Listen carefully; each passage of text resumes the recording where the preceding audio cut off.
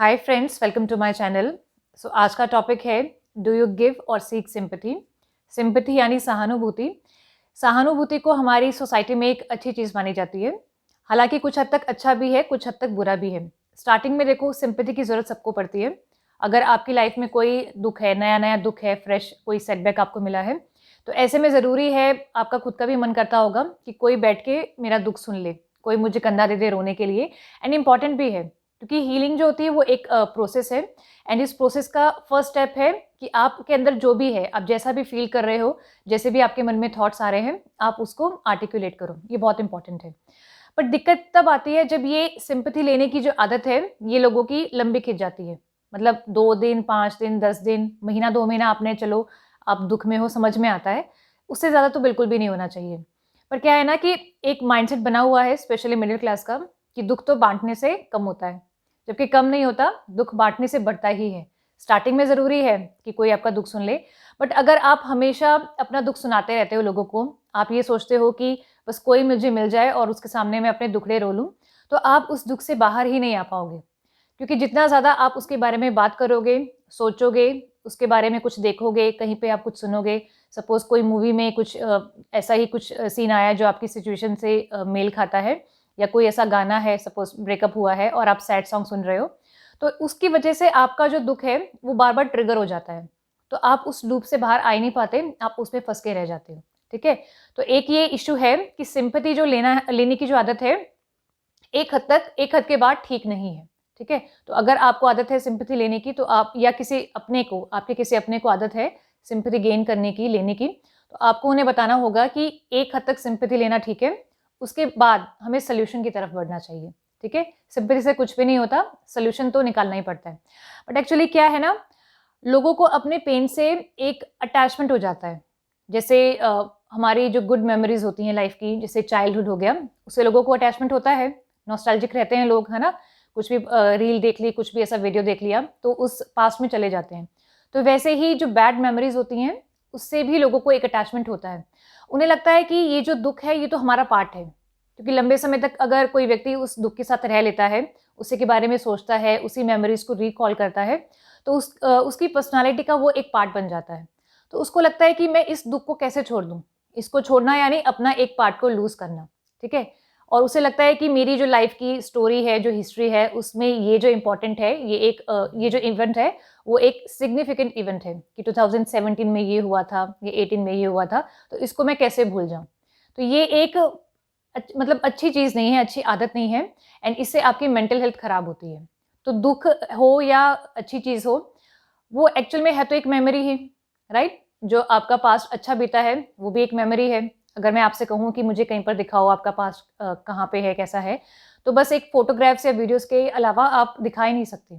तो पास्ट जो भी है, चाहे अच्छा हो या बुरा हो, वो जस्ट एक मेमोरी है। तो आप अगर बार-बार उस मेमोरी को रिकॉल करेंगे, तो आप उसको भूल ही नहीं पाओगे। वैसे तो देखो, मेमोरी को इरेज़ करना मुश्किल है, बट हम फेड ज़रूर कर सकते हैं। बट देखो, जैसे स्कूल में होता था ना, स्कूल का पढ़ा हुआ हमेशा हमें याद रहता था। याद क्यों रहता था? क्योंकि हम बार-बार रिवाइज़ करते थे। यूटी में भी वही टॉपिक्स आ रहे हैं, फिर हाफ ईयरली एग्ज़ाम में भी वही क्वेश्चन पूछे जा रहे हैं, एनुअल एग्ज़ाम में भी, फिर उससे रिलेटेड होमवर्क भी हम कर रहे हैं, उससे रिलेटेड क्लास वर्क भी हो रहा है। तो बहुत बार जब रिपिटेशन हो जाता है, तो उसको भूल पाना मुश्किल होता है। तो सिम्पैथी लेके आप क्या करोगे, आप उस पेन को बार-बार अपने माइंड में रिपीट करोगे, एंड बस वो फिर जम ही जाएगा, आप उसको भूल ही नहीं पाओगे, ठीक है? तो ये सिम्पैथी लेने की आदत और देने की आदत दोनों ही छोड़नी पड़ेगी, हमें सॉल्यूशन की तरफ बढ़ना होगा। देखो, कई बार लोग जानबूझ के भी आपको सिम्पैथी देते हैं ताकि आप दुखी रहो, उनको मज़ा आता है आपको दुखी करने में। और कई बार जानबूझ के नहीं देते हैं, बट उनको लगता है कि ऐसे ही करना होता है। एक नॉर्म बना हुआ है ना सोसाइटी में, कि अगर कोई व्यक्ति दुखी है, किसी की लाइफ में कुछ बहुत बुरा होता है, तो बस लोगों को लगता है कि हम इसे डील कैसे करें? क्या बोलें उस इंसान को जाके? तो सबको एक ही चीज़ आती है बोलनी कि अरे बड़ा बुरा हुआ, क्या करें, किस्मत की बात है, देखो अच्छे लोगों के साथ ही ऐसा होता है।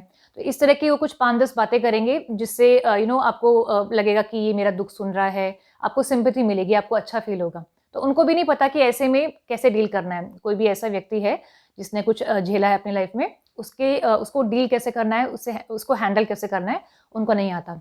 एंड जैसा मैंने एक पहले वाला इंसिडेंट बताया, पहला केस बताया, कि कुछ लोगों को मज़ा भी आता है कि जैसे मान लो आपकी लाइफ़ में कुछ बुरा हुआ था, आप उससे थोड़ा मूव ऑन कर चुके हो, बट वो बार-बार आपको पोक करेंगे, आपको याद दिलाने की कोशिश करेंगे कि अरे पहले ऐसा हुआ था ना तुम्हारे साथ, तुम फेल हो गए थे, ताकि आपको बुरा लगे एंड आपका कॉन्फिडेंस गिर जाए। ये चीज़ भी लोग करते हैं। उनको पता है कि अभी तो ये व्यक्ति की जो पोज़ीशन है वो ठीक है, ये अपनी लाइफ़ में खुश है, तो जानबूझ के आपका जो पास्ट था, पास्ट में आप कैसे थे, पास्ट में क्या गलतियाँ की हैं या आपने क्या सहा है, जानबूझ के वो आपको याद दिलाते हैं, ताकि क्योंकि वो अभी आपको खुश नहीं देख सकते। वो किसी न किसी तरह से आपको दुखी करना चाहते हैं, तो वो सहानुभूति दिखाते हैं आपकी तरफ, आपको लगता है सहानुभूति है, बट वो सहानुभूति नहीं है, वो आपको दुखी करने का एक इंटेंशन है। एंड एक और चीज़ यहाँ पे देखी है, जैसे एक एग्ज़ाम्पल देके बताती हूँ। मान लीजिए आप यूपीएससी की तैयारी कर रहे हो, ठीक है? आपने 6 अटेम्प्ट दे दिए, आपका सिलेक्शन नहीं हुआ। अब सिलेक्शन नहीं हुआ तो आप बहुत दुखी हो कि एक तो मेरा सिलेक्शन नहीं हुआ और एक मैं अपने पेरेंट्स की जो एक्सपेक्टेशंस थे, उनको फुलफिल नहीं कर पाई। तो आप 2 कारणों से दुखी हो। बट आप ऐसे में मान लो आपका कोई फ्रेंड आ जाए, कोई रिलेटिव या पड़ोसी आ जाए, वो क्या बोलेगा?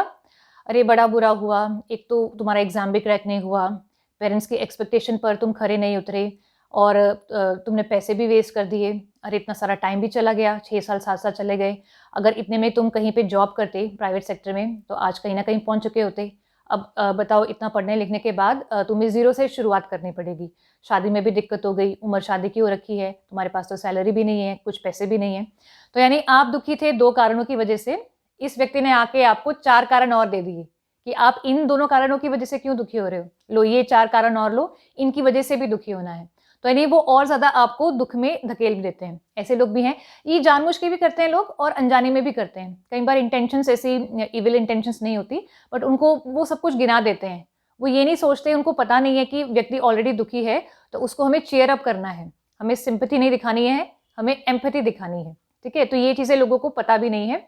तो आपको अगर कोई ऐसे सिम्पैथी दिखाता है, तो आपको उसमें दुःख में मतलब दुखी नहीं होना है, उस दुःख में धँस नहीं जाना है।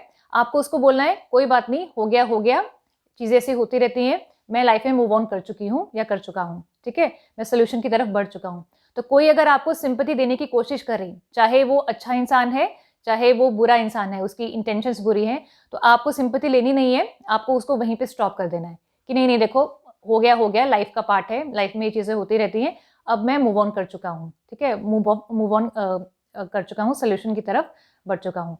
तो ये चीज़ आपको करनी बहुत ज़रूरी है। एंड इसकी जगह हमें एम्पैथी दिखानी होगी दूसरों की तरफ भी। एंड कोई अगर हमें भी लाइक सिम्पैथी दे रहा है, तो उसको बोलो कि आप एम्पैथाइज़ करो, सिम्पैथाइज़ मत करो। यानी कि एम्पैथी यानी क्या? कि चलो आपके साथ ये बुरा हो गया, बुरा हुआ, बट कोई बात नहीं, ऐसी चीज़ें होती रहती है लाइफ़ में, हमें लाइफ़ में आगे बढ़ना होता है। देखो यहाँ पे तुम्हारी गलती थी या यहाँ पे तुम्हारी किस्मत की गलती थी या सामने वाले की गलती थी, बट हम कुछ नहीं कर सकते। लाइफ़ जो है वो चलती रहती है, कंटिन्यू रहती है, तो हमें सॉल्यूशन की तरफ बढ़ना है। तो सिम्पैथी की जगह एम्पैथी दिखानी है एंड सिम्पैथी सीक नहीं करनी है, सॉल्यूशन सीक करना है कि अब जो हो गया सो हो गया, अब आगे कैसे बढ़ेंगे, ठीक है? तो आपका फोकस होना चाहिए सॉल्यूशन पे कि अब यूपीएससी का एग्ज़ाम अगर हुआ नहीं, तो अब हमें क्या करना है? प्राइवेट सेक्टर में जॉब देखनी है या क्या करना है, या हम टीच कर सकते हैं जो हमने पढ़ा है, हम खुद का कुछ कोचिंग दे सकते हैं। तो आपको सॉल्यूशन की तरफ बढ़ना है, क्योंकि ये चीज़ें नॉर्मल है। देखो, सेटबैक्स आना लाइफ में नॉर्मल है एंड सिंपैथी सुनने में अच्छी लगती है, बट ये आपको कभी आगे बढ़ने नहीं देती, ठीक है? तो ना ही आपको सिंपैथी सीख करनी है और ना ही दूसरों को सिंपैथी देनी है, एम्पैथाइज़ करना है, ठीक है? एनकरेज करना है सामने वाले को, चीयर अप करना है कि चलो कोई बात नहीं, हो गया, आगे बढ़ना है। सो वीडियो को यहीं पे ख़त्म करूँगी। अगर आपने चैनल सब्सक्राइब नहीं किया है, तो प्लीज़ सब्सक्राइब कर दें। वीडियो अच्छा लगा तो कमेंट करना, शेयर करना एंड लाइक करना। Thanks for watching.